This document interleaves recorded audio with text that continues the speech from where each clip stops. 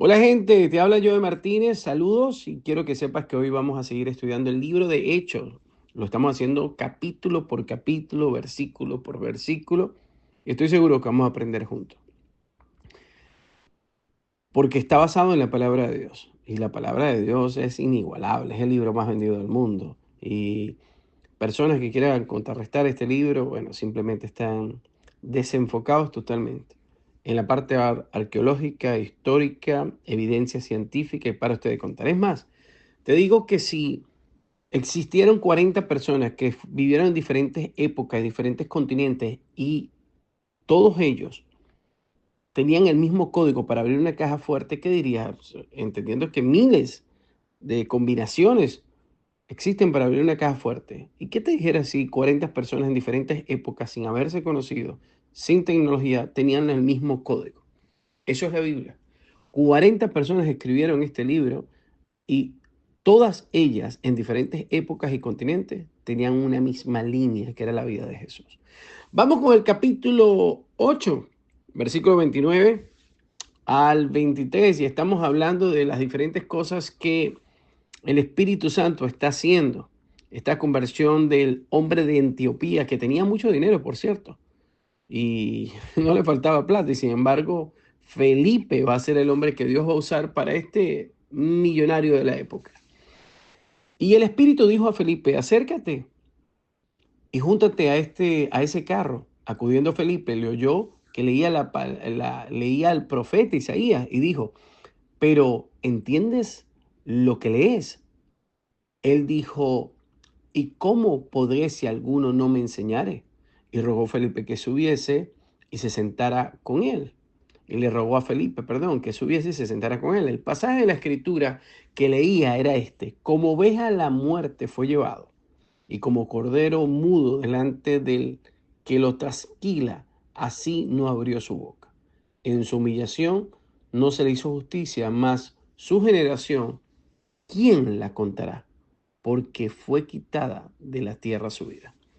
Esto se refiere parte de la historia de Isaías, donde está leyendo el etíope, y este hombre, el eunuco, donde habla sobre la crucifixión, de cómo fue llevado Jesús al matadero. Eso está exactamente en Isaías capítulo 53, versículos 7 al 8.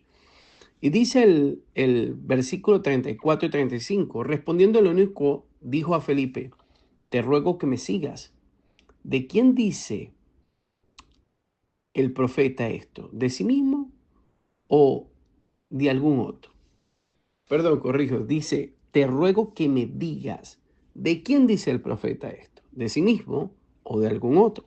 Entonces Felipe, abriendo su boca y comenzando desde esta escritura, le anunció el evangelio de Jesús. Y Felipe ahí le da la explicación de quién se está hablando. Una canción puede afectar emocionalmente a una persona. Hablando de este tipo de gente que escucha una canción, dice, me dan ganas de llorar, escuchar una canción hermosa, se me erizó el cuerpo, los vellitos de los brazos. Y esto puede ser el inicio, el canal de una persona que se empieza a acercar a Dios. Pero la única manera que una persona pueda convertirse, ser discípulo, creer fielmente es a través de la palabra de Dios. No hay convertidos por canciones, créamelo. Eso es la palabra de Dios que convierte. ¿Y de dónde usted saca eso? Yo puedo por una canción convertirme. No, porque lo saco de la Biblia. Primera de Pedro, capítulo 1, versículo 24 al 25, dice, porque toda carne es como hierba, escuche bien, toda carne es como hierba y toda la gloria del hombre como flor de la hierba. La hierba se seca y la flor se cae, mas la palabra del Señor permanece para siempre. Y esta es la palabra que por el Evangelio ha sido anunciada. Lo que permanece es la palabra de Dios. Vamos con el versículo 36 al 37. Y yendo por el camino llegaron a cierta agua y dijo el eunuco, aquí hay agua. ¿Qué impide que yo sea bautizado? Felipe dijo, si crees de todo corazón, bien puedes. Y respondiendo dijo, creo que Jesucristo es el Hijo de Dios. Seguramente Felipe se recordó de Simón, Simón el mago, que no creyó de corazón. Y por eso ahora aprende y le dice, pero si crees de corazón, sí lo puedes hacer. Se recuerda que hablamos de ese Simón el Mago en capítulos pasados. Dice el versículo 38 al 39. Y mandó parar el carro y descendieron ambos al agua, Felipe y el eunuco, y le bautizó. Cuando subieron del agua, el Espíritu del Señor arrebató a Felipe y el eunuco no lo vio más y siguió gozoso su camino. Felipe fue arrebatado. Y esto es impresionante porque usted dice, bueno, pero ay, ¿qué pasó?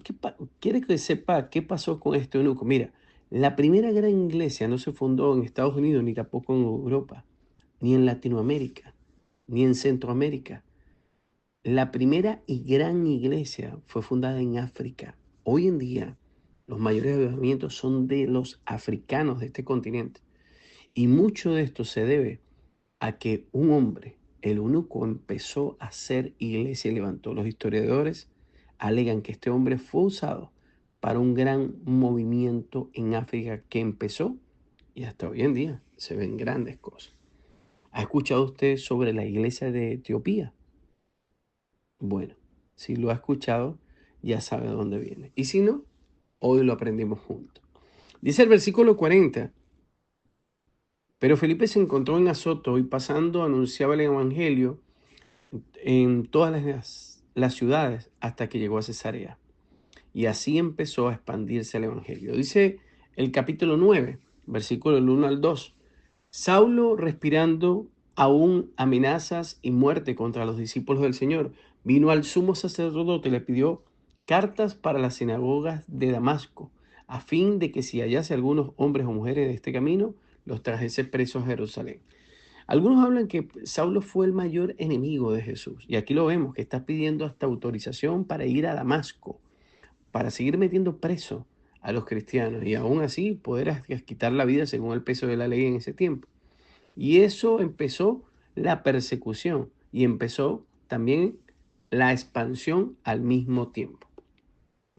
Tanto es así que usted puede ver, en Estados Unidos no hay persecución en la iglesia y usted no ve grandes movimientos, grandes mover, grandes conversiones, pero usted ve en China, usted ve en Corea los avivamientos que hay y la manifestación del Espíritu Santo y es impresionante. Por eso es que yo creo que Satanás hoy en día sabe cómo parar el movimiento. Es que si él nos ocupa y nos da diversión, difícilmente nosotros avanzamos en las cosas de Dios. Pero cuando hay presión, derramamiento de sangre, persecución, esto fortalece más a la iglesia. Y esto fue lo que ocurrió debido a la muerte de Esteban. Se recuerda que Esteban fue el primer mártir de la iglesia y esto ocasionó que fueran dispersados los apóstoles y salieron de Jerusalén porque fue donde ocurrió la muerte de Esteban. Pero esto hizo también que entonces los apóstoles fueran a diferentes lugares. ¿Estaban felices los religiosos? Sí. ¿Y Saulo creía en Dios? Sí, pero no en Jesús. En ese tal Jesús, dicen los historiadores que él era uno de los máximos enemigos. De hecho, algunos piensan que ha sido uno de los más grandes oponentes que tuvo Jesús para esa época. Y tanto es así que va a Damasco a buscarlo. Pero vamos a ver qué dice el versículo del 3 al 5. Mas yendo por el camino aconteció que al llegar cerca de Damasco, repentinamente le rodeó un resplandor de luz del cielo, y cayendo en tierra, oyó una voz que le decía, Saulo, Saulo, ¿por qué me persigues? Y él dijo, ¿quién eres, Señor? Y le dijo, yo soy Jesús, a quien tú persigues. Dura cosa te es dar cosas contra el aguijón. Pablo nunca se cansó de contar su conversión. Y más adelante vamos a ver eso. Él se graduó en la Universidad de Tarso, preparado, elocuente, pero tenía algo en contra. No conocía a Jesús. Dice el versículo 6, él temblando y temeroso dijo, Señor, ¿qué quieres que yo haga? Y el Señor le dijo, levántate y entra en la ciudad y se te dirá lo que debes hacer. ¿Qué quieres que haga? ¿Vio la palabra? Ahora cambia este hombre. Simplemente fue un cambio rotundo. Ahora, un encuentro con Jesús, nada más y nada menos. Versículo 7. Y los hombres que iban con Saulo se pararon atónitos, oyendo a la verdad la voz, mas sin ver a nadie. O sea, ellos oyeron.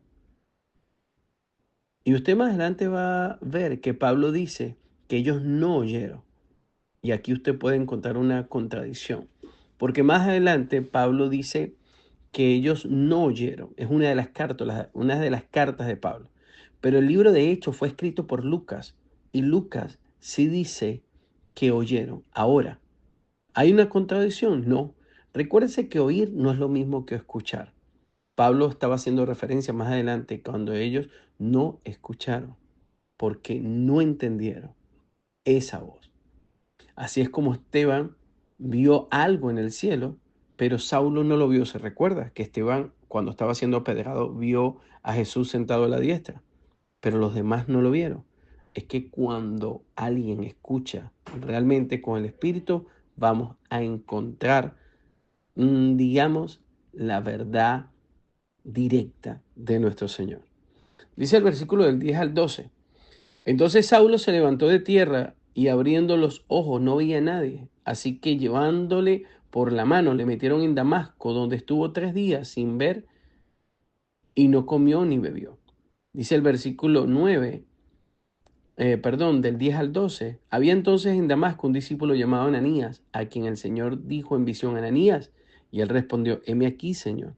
Y el Señor le dijo: levántate y ve a la calle que se llama Derecha y busca en casa de Judas a uno llamado Saulo de Tarso, porque aquí él ora y ha visto en visión a un varón llamado Ananías que entra y le pone las manos encima para que recobre la vista. Saulo había quedado ciego. Y recuérdense, más adelante vamos a ver que Saulo tenía un aguijón en los ojos y decía que era el enemigo o un demonio que lo abofeteaba. Algunos creen que este fue ese rayo o esa luz que fue en la presencia del Espíritu Santo, o mejor dicho, fue Jesús apareciéndose, que hizo que su vista quedara padeciendo. Otros alegan otras cosas, pero eso es algo que la Biblia no deja claro, pero es bueno tener estas perspectivas para cada uno sacar una conclusión, que creo yo fielmente que esto fue algo que sucedió y que está a la luz de la palabra, pero lo dejo a que cada quien pueda eh, llegar a una conclusión.